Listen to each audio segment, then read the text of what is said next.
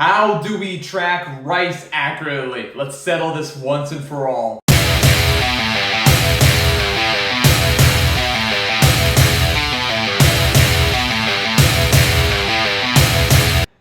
What's going on? Pro Physique Coach Ben Berluti here, and today we're going to talk about how to track rice quickly. Look, one of the major staple fitness enthusiast carbohydrate sources, right?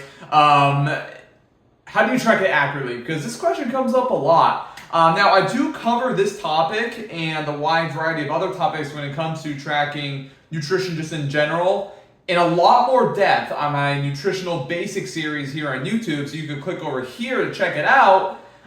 Check out the playlist, 4-part playlist, and I've added to it. I've made multiple grocery shopping and meal prep videos just to show you how you can make this process sustainable, easy, and also price effective. So check that out. But today we're talking about tracking that rice accurately. What do you need to do to track it accurately, right? You must weigh it dry and unprepared, and also when it is prepared after you've cooked it, okay? So I've got some basmati rice here. It says on the label, 1 serving is 1/4 cup dry, which is 45 grams. Always go by weight, never volume. So 45 grams dry is 1 serving. Has 36 carb, 4 protein, 0.5 gram of fat, and 0 fiber.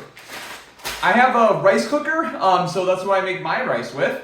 And it has this measuring cup. So they say, fill this level full if you want to make, a couple servings. Fill it level full. Use X amount of water, things about 10 ounces of water to cook the rice. So what I do is, if I want to make, 1 scoop of unprepared rice, I will pour the unprepared rice into here. I will level it off, okay? And then I'll take my food scale out, and I will literally take that cup of rice, dump it in another bowl that's on the food scale, and weigh it. Let's say it weighs 139 grams uncooked. Okay, cool. So, time to do some math. 45 grams uncooked has this macro profile. I just got 139 grams uncooked. Okay, so 139 divided by 45, what is that? 3.1 servings approximately, right? Somewhere around there. I'll do the exact math later. That's what this amount of rice is going to yield me, right, in total. So let's say I cook it. Of course, we add the water. Now we take it out. It's now a lot heavier, right? We have to weigh it after it's cooked to get an accurate measurement. Now, do not weigh it right away, okay? Because if you're batch cooking, chances are you're going to be having that rice, it's coming out of the refrigerator, so it's cold, so you're going to reheat it and whatnot.